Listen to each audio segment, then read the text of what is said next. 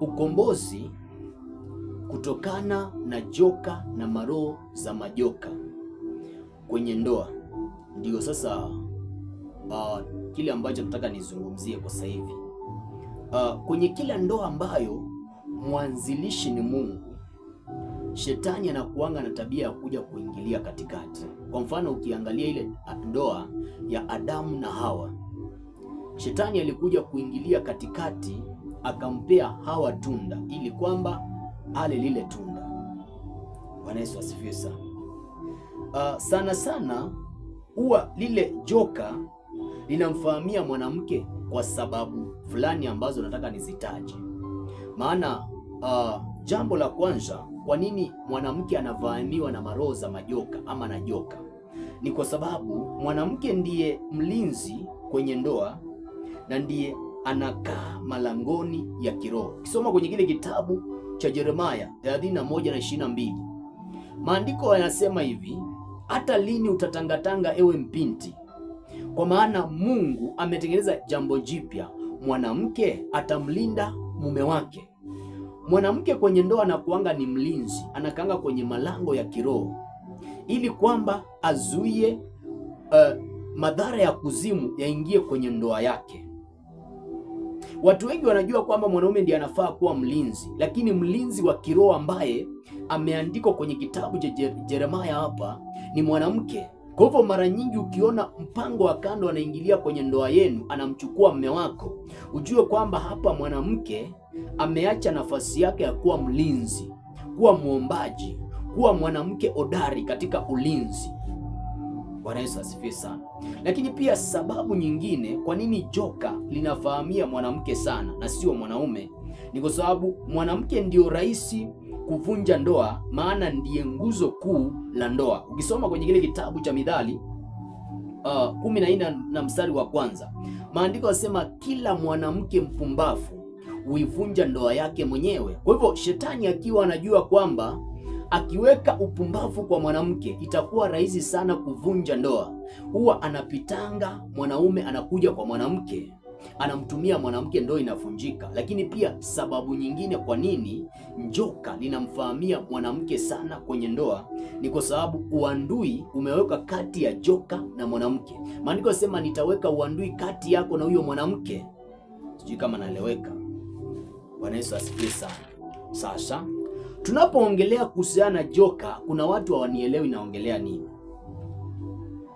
Lakini ninachoongelea unaposema kuhusiana na joka na maroho za majoka, ninaongelea kuhusiana na uasherati. Maana joka anaweza kuingilia kwenye ndoa yako kama roho ya uasherati. Kuna watu wengi ambao ndoa zao zimevunjika kwa sababu ya uasherati. Wengine ndoa zao zimevunjika kwa sababu ya utasa. Huyu mke azae mtoto kabisa ni tasa. Huyu mume hana uwezo wa kuzalisha.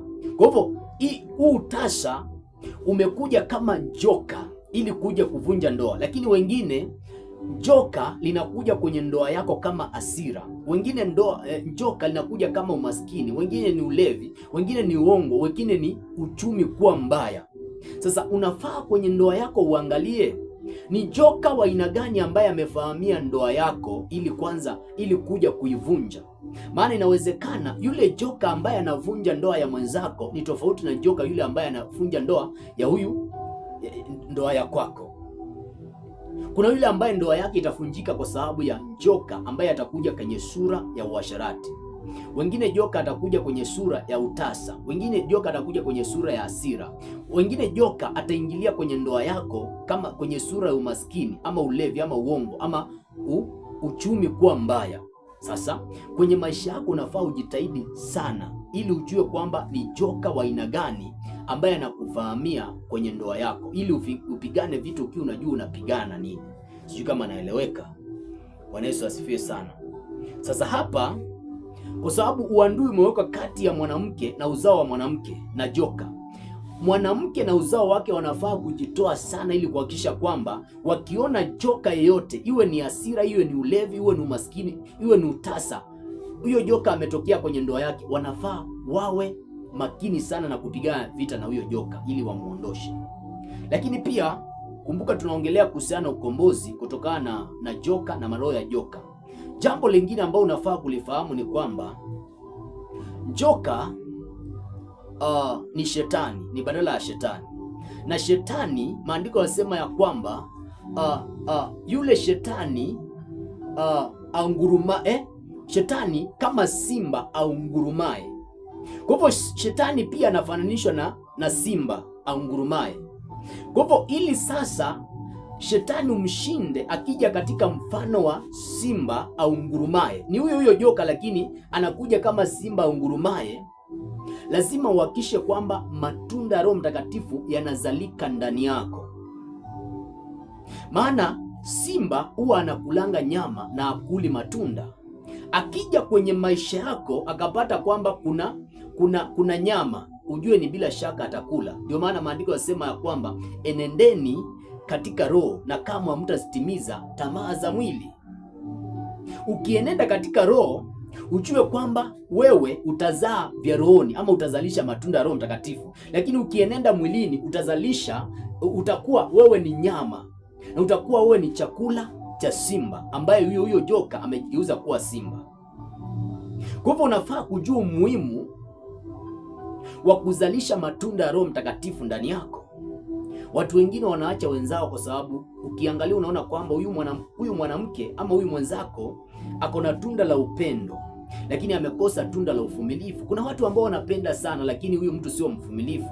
Unafaa umuombee sasa. Kama ukiona kwamba hii tunda la upendo la uvumilivu alipo, umuombee alipate, badala ya umwache.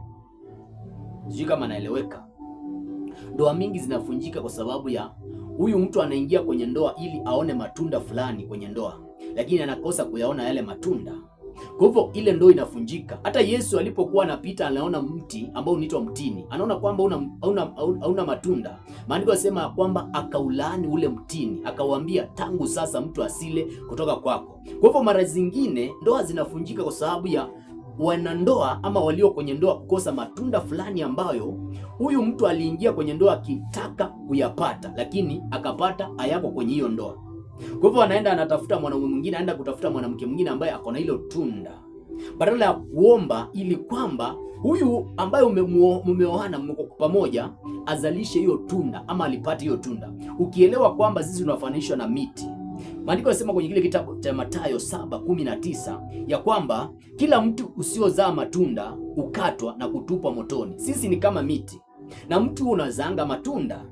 Kwa hivyo sisi kama miti ambayo inazaa matunda, tunafaa kuhakikisha kwamba tunangojea mpaka mwenzako azalishe matunda kwa wakati wake. Usianze kumhukumu mtu kwa sababu umeona kuna kitu ama kuna tunda ambao hana tunda la upendo, hana tunda la uvumilivu, hana tunda la utu wema, hana tunda lolote. Unafaa umvumilie mpaka yeye kama mti azalishe hilo tunda na usimwache. Sijui kama anaeleweka. Maana ukifanya hivyo utakuwa umempea nafasi shetani kwamba akapate kuingilia katikati, ama joka akapate kuingilia katikati. Sasa ukisoma kwenye kile kitabu cha Yakobo 5:7, maandiko yasema hata matunda kwa miti huwa maandiko yasema hivi, kama vile mkulima anangoja matunda yaive, kumbe hata mkulima yeye mwenyewe anangojeanga aone kwamba matunda ya mti wake yameiva. Kwa hivyo ngojea huyo mwenzako, hiyo tunda ambao unaliona lianze kuiva na lionekane kwake yeye kama mti. Sijui kama naeleweka. Lakini pia cha mwisho ambacho nataka ukijue ni kwamba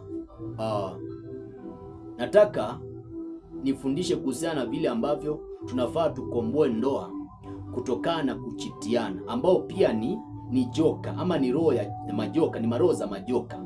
Ukisoma kwenye kile kitabu cha Hosea 2:5, 6 na 7, hapo utakutana na mtu anaitwa Hosea. Hosea alikuwa na mwanamke ambaye alikuwa ni kahaba, alikuwa anatoka na wanaume tofauti tofauti, lakini akapata dawa. Akasema kwenye ule mstari wa 8 ya kwamba nitakwenda ili anaelezea vile ambavyo alimfanyia mwanamke wake. Alimfungia njia zake, na alipomfungia njia zake mwanamke wake akarudi tena.